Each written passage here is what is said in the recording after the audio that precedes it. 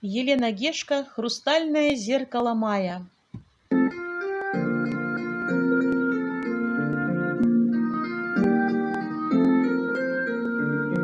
Чуть дрожит изумрудная сень, над Днестром угасает туман, растворяется прошлая тень, словно легкий ночной фимиам. Ветер ласковый, будто бы вздох, кружит вальс среди майских берез, где в траве просыпается мох от росинок хрустальных слез.